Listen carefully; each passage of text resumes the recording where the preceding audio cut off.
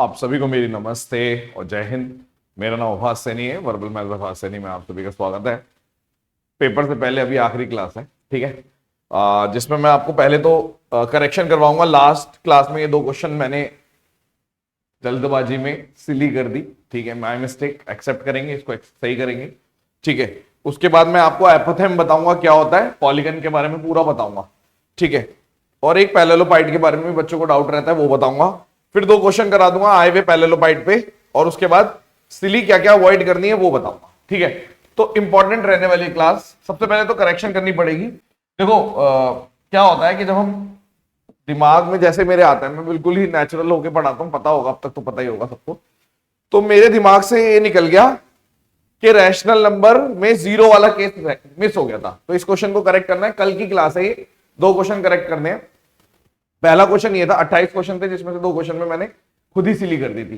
तो आप उससे सीख सकते हो कि कोई भी सिली कर सकता है, टीचर भी सिली कर सकते हैं, आप भी सिली कर सकते हो। तो सिली अवॉइड करनी है, उसको लेकर मैंने एक बहुत सारे कंसेप्ट डाले हैं, वो भी बताऊंगा आपको मैं। सबसे पहला पॉइंट ये था कि अगर हम किसी रैशनल नंबर को इरेशनल नंबर से मल्टीप्लाई करते हैं, जैसे मैंने बोला था कि 2 को √3 से मल्टीप्लाई कर दिया तो ये इरेशनल आ गया, ठीक है। लेकिन अगर जीरो की बात करें, क्योंकि रैशनल नंबर जीरो भी है, क्योंकि 0/1 p/q की फॉर्म में लिख सकते हैं, तो अगर मैं 0 को √3 से मल्टीप्लाई करूंगा तो उस केस में रैशनल आ जाएगा, ठीक है, ये रैशनल नंबर आ जाएगा।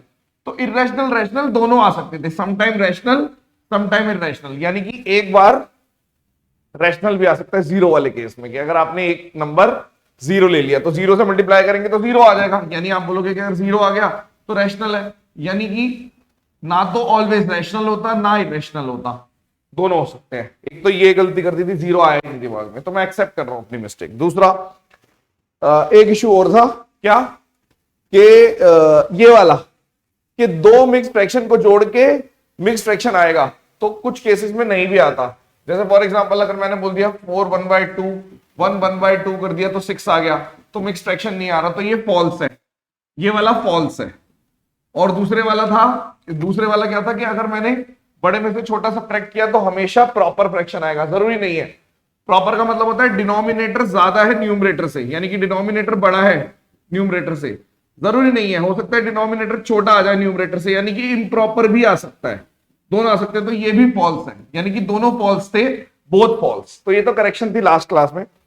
अब यहां से शुरू करते हैं, हमें क्या बताना था आपको, एपोथेम। कोई भी रेगुलर पॉलीगन में अगर सेंटर से लेके साइड के मिड पॉइंट का डिस्टेंस पूछा है, उसे एपोथेम बोलते हैं। समझाता हूं क्या होता है। जैसे फॉर एग्जांपल मान लो, जैसे फॉर एग्जांपल मैंने पेंटागन ड्रॉ किया, ठीक है, ये सेंटर है इसका, रेगुलर पेंटागन है, सारी साइड बराबर है। तो आपने बोला जैसे ये ट्रायंगल बन गए, ठीक है, तो अगर मेरे से यहां से ये डिस्टेंस पूछा, ये मिड पॉइंट वाला, यानी ये सारे आइसोसेलेस बनते हैं, अभी समझाता हूं, ये सारे आइसोसेलेस बनते हैं, तो इस पिंक वाले डिस्टेंस को एपोथेम बोलते हैं, ठीक है। मान लो हेक्सागन है, इसका फॉर्मूला होता है, वैसे हमने कई बार करा रखा है ये, ठीक है। जैसे ये मान लो हेक्सागन है, तो यहां से जो मिड पॉइंट, ये जो डिस्टेंस होगा, यानी कि ये वाला परपेंडिकुलर भी कहलाएगा ये, क्योंकि ये आइसोसेलेस बन जाता है, तो ये परपेंडिकुलर भी कहलाएगा, ये मीडियन भी कहलाएगा, ये एंगल बाइसेक्टर भी कहलाएगा, ये सब कुछ कहलाएगा, इसे एपोथेम बोलते हैं। थोड़ा सा मैं एक बार और आपको रिवाइज करा देता हूं। जैसे हमने बोला कि कोई भी रेगुलर पॉलीगन है एन साइड का, रेगुलर पॉलीगन एन साइड का, ठीक है, तो हमने बोल दिया जैसे ये आ गया, ये इसकी बहुत सारी साइड है, ठीक है, तो यहां पे सेंटर है, तो अगर मेरे से बोला तो मैं इसको ऐसे ज्वाइन करता हूं, तो ये एक आइसोसेलेस बनता है, ऐसे बहुत सारे आइसोसेलेस बनते हैं। अब एक सेंटर के अराउंड 360 डिग्री होता है। अब ऐसे मान लो मैंने ऐसे करके एन साइड बना दी, तो ये जो ऊपर वाला एंगल आएगा इसे बोलेंगे 360/n। और अगर ये आइसोसेलेस है तो यहां से अगर मैंने ड्रॉ किया ये वाला पार्ट, तो ये एंगल बाइसेक्टर भी कहलाएगा, यानी कि ये दोनों बराबर हो गए, यानी कि आप बोलोगे 180/n ये हो गया और 180/n ये हो गया, ठीक है।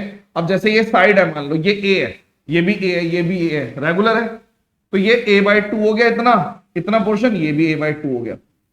तो अगर आपसे बाय चांस एपोथेम पूछता है, या सरकम, मतलब एपोथेम मतलब आप इन रेडियस भी बोल सकते हो कि ये इन रेडियस है, ठीक है, इन रेडियस पूछता है पॉलीगन की किसी भी, ठीक है, या एपोथेम पूछता है, या सरकम रेडियस पूछता है, तो सरकम रेडियस तो ये वाली आ गई, क्योंकि अगर मान लो सपोज करो मैंने जैसे फॉर एग्जांपल आपने बोल दिया कि ये आपका एक ऐसे करके यहां पे पॉलीगन बन रहा है, ऐसे करके एन शेप का, कुछ भी हो सकता है, ठीक है। तो ये जो डिस्टेंस कहलाएगा, ये वाला, ये क्या कहलाएगा, यहां से सेंटर से, इसे बोला जाएगा सर्कम रेडियस ऑफ पॉलीगन। लेकिन अगर मैं ऐसे अंदर, जैसे फॉर एग्जांपल ये वाला बना दिया आपने ऐसे करके, ये अंदर जैसे मान लो ये शेप है, तो ऐसे करके एक और सर्कल बनेगा, तो ये जो डिस्टेंस कहलाएगा इसे बोलेंगे हम इन रेडियस। क्या बोलेंगे हम? इन रेडियस, ठीक है। तो आपने बोला कि अगर ऐसी बात है, ठीक है, एपोथेम भी बोल सकते हैं। तो अगर मेरे को कोई सिंपल सी ट्रिग्नोमेट्री आती है जिसमें मैंने बोल दिया कि ये a/2 है, ठीक है, या तो एपोथेम निकालना है, तो मान लो ये x है, और ये मान x क्या, स्मॉल r दे दो इसका नाम, और ये कैपिटल R दे दो, और ये वाला कितना है 180/10। तो अगर मैं, मेरे को कोई बोल रहा है कि भाई ये बताओ, जैसे मैंने बोल दिया a/2 अपॉन r, तो ये कितना आएगा 10 180/n। यानी अगर आपसे एपोथेम पूछा है तो आप बोलोगे a की वैल्यू कितनी, मतलब r की वैल्यू कितनी आ गई, आप लिख सकते हो जैसे मैंने बोल दिया था p/b, ठीक है, p/b। तो अगर मेरे से r पूछा है तो आप बोल दोगे r कितना आ गया, r इधर भेज दो, a/2 10 का उल्टा cot 180/n, ठीक है, साइलेंट कर देता हूं। और अगर बाय चांस आपसे कैपिटल R पूछ लिया, मान लो आपसे पूछ लिया कैपिटल R, ठीक है, कैपिटल R पूछ लिया, तो आपने बोल दिया कैपिटल R का मतलब R अपॉन ये वाला, मान लो ये a/2, तो आपने बोला h/p यानी कि cosec 180/n, यानी कि आ गया cosec 180/n, ठीक है। तो इस वाले केस में जो कैपिटल R आएगा उसे बोलोगे आप a/2 cosec 180/n हो गया, यानी ये सर्कम रेडियस हो गया। तो एपोथेम का मतलब कुछ और नहीं है, इसी को बोलते हैं। किसी का भी निकालने को दे सकते हैं आपको, किसी का भी निकाल सकते हो आप। हेक्सागन हो गया तो n 6 ले लेना, ऑक्टागन हो गया तो n 8 ले लेना, यानी यहाँ पे थीटा पुट करना है बस, ये n की जगह। पेंटागन हो गया तो यहाँ पे 5 पुट कर देना, कुछ भी, कोई भी n sided polygon regular polygon में होता है, ठीक है। तो आपने बोला ठीक है, ये बात समझ में आ गई। पैरेललोपाइड का मतलब क्या होता है? जैसे अगर मैंने आपको बताया यूलर्स लॉ होता है, ठीक है, इसे बोलते हैं यूलर्स लॉ, कि वर्टेक्स जितने हैं, फेसेस जितने हैं, उनको जोड़ दो तो एजेस प्लस 2। कहने का मतलब है, सपोज करो मेरे पास ये मेरा एक 3D ऑब्जेक्ट है जिसे हम क्यूबॉइड बोलते हैं। आप एक तरीके से समझ लो कि क्यूबॉइड को ही पैरेललोपाइड बोलते हैं, ऐसे समझ लो, ठीक है। तो इसमें ये वाली जो साइड होती है इन्हें हम एजेस बोलते हैं, एजेस, ठीक है। ये वाले बोले जाते हैं, ये वर्टेसिस बोले जाते हैं, कोने, वर्टेसिस। और ये पूरा फेसिस बोला जाता है, फेस है, ये फेस है, ठीक है। तो ये तो ऑयलर्स लॉ हो गया पैरेललोपाइड वाला। अब इस पे बेस्ड कुछ क्वेश्चन भी कराता हूं। जैसे आपसे ये क्वेश्चन आ चुके हैं कि एक रेक्टेंगुलर पैरेललोपाइड है जिसका बेस दे रखा है डायगोनल, अच्छा, हैज इट्स बेस डायगोनल दे रखा है 17 और हाइट दे रखी है 15, ठीक है। और एरिया ऑफ द बेस दे रखा है 120 सेंटीमीटर स्क्वायर। आपने बोला एक तरीके से मुझे क्या दे रखा है ये समझ लो। मान लो बेस जो आपका है वो रेक्टेंगल, ठीक है, ये आपको दे रखा है बेस डायगोनल 17 है, ये L है, ये B है, और एरिया इसका कितना दे रखा है L इंटू B 120, ठीक है। तो आपसे बोला टोटल सरफेस एरिया ऑफ पैरेललोपाइड पूछा इन्होंने बोला टोटल सरफेस एरिया ऑफ पैरेललोपाइड। तो आपने बोला ठीक है, एक तरीके से ये क्या है, ये क्यूबॉइड ही तो है।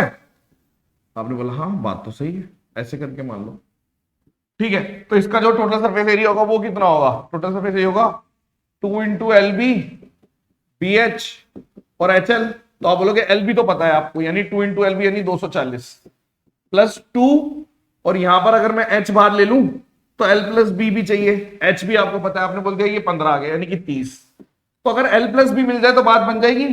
अब अलजेब्रा का इस्तेमाल कर लो, क्यों? क्योंकि अगर LB दे रखा है मेरे को ये, और डायगोनल का मतलब है L² प्लस B², ये कितना दे रखा है आपको, दे रखा है L² प्लस B², 17 का स्क्वायर 289, ये भी दे रखा है। तो मेरे से अगर कोई पूछ रहा है कि L प्लस B बताओ तो कितना आएगा, आप बोलोगे देखो अगर मेरे पास अल्फा प्लस बीटा है K और alpha square plus beta square कितना आएगा, तो आप बोलोगे K² minus 2L alpha beta, ये होता है। तो अगर आपने बोल दिया अल्फा प्लस बीटा K है, यानी कि अगर मैंने बोल दिया दिस इज माय K, तो ये जो 289 है ये कितना है, आपने बोल दिया, ध्यान से देखना, K² माइनस 2 इंटू LB यानी 240, तो आपने बोल दिया 289 और 240 जैसी मैं जोड़ूंगा 529, यानी कि रूट में के की वैल्यू तो 23 आ गई। तो जैसे ही के की वैल्यू 23 आई यानी कि एल प्लस भी 23 हो गया, यानी यहाँ पे 23 पुट कर दो। तो ये आ गया 240 प्लस 690। ठीक है, बिल्कुल ठीक है। तो आप इसको जब जोड़ेंगे तो आप बोलेंगे यहां पे कितना गया 930, तुरंत पैरेललोपाइड। वैसे क्वेश्चन करा हुआ होगा आपकी तैयारी में, आपने किया होगा, तो यहाँ पे थोड़ा सा अलजेब्रा लगाया बस। ये एक क्वेश्चन और आपको दिखा था पैरेललोपाइड का कि एक हॉलो रेक्टेंगुलर पैरेललोपाइड है, मतलब वही बात हो गई, है वो क्यूबॉइड। ठीक है, उसकी डायमेंशन ये दे रखी है 12, 10 और 8, थिकनेस 1।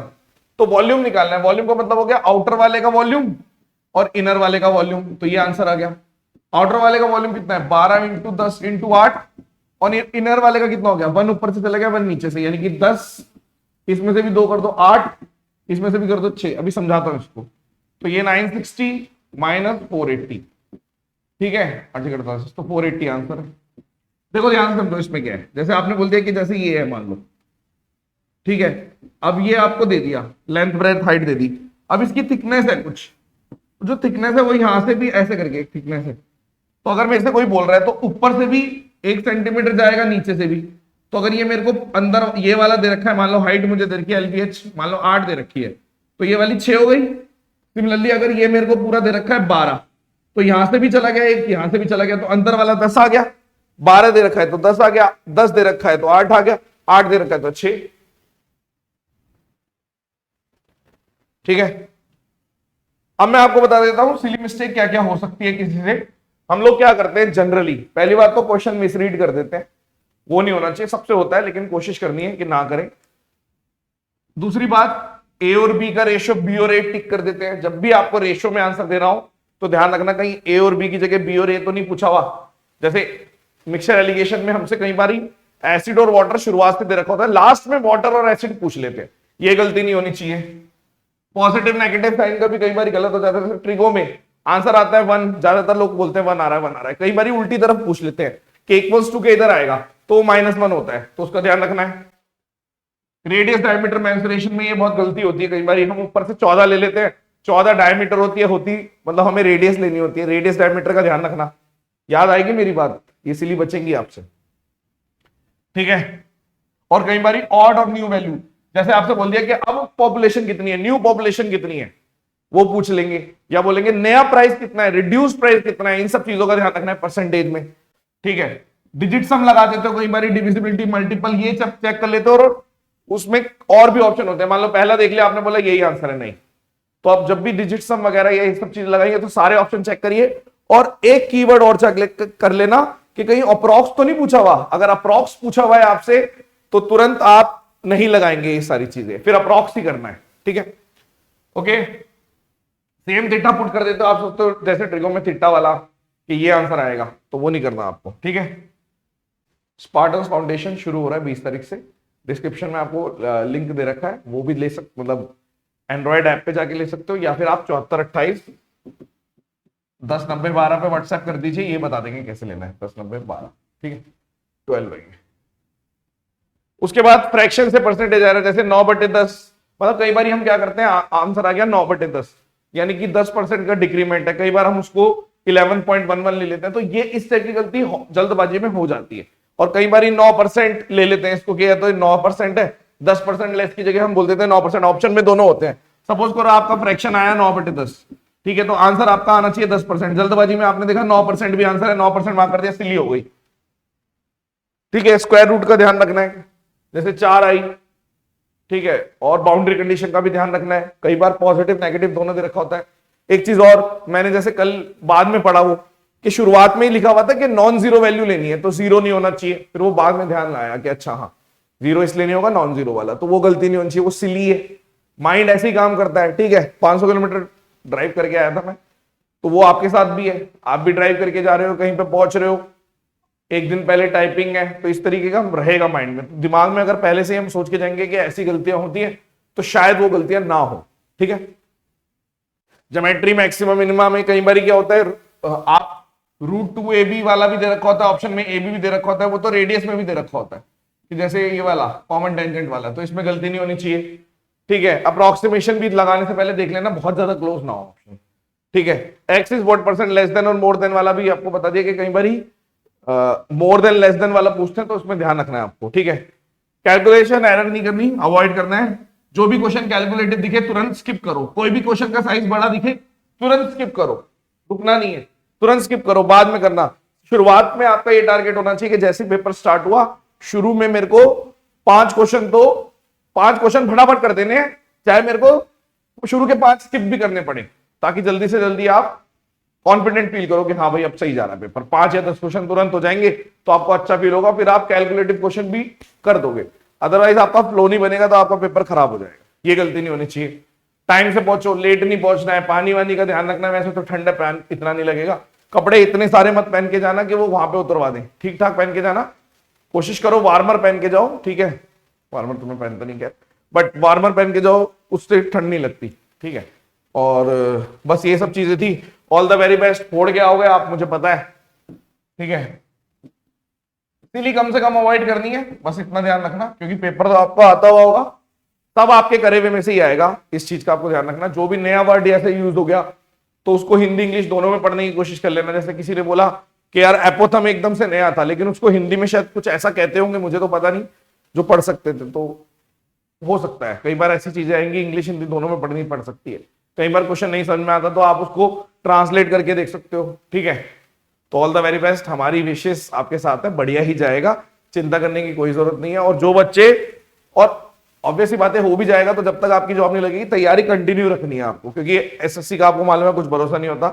किस तरीके से बोल रहा हूं मैं, ऐसा क्यों बोल रहा हूं, क्योंकि आपको पता है कि हमें लग रहा होता है कि हाँ इस बार तो हो ही गया, लेकिन कुछ ना कुछ ऊपर नीचे हो जाती है। तो तैयारी पूरी रखना, उसके बाद भी कंटिन्यू रखना आप, ये आपको एडवाइस है। वरना अगर आपने एक बार ही 1 मंथ का गैप ले लिया ना, तो वो आपकी सारी तैयारी वेस्ट हो जाएगी, गैप मत लेना। चलिए, thank you so much, session bye.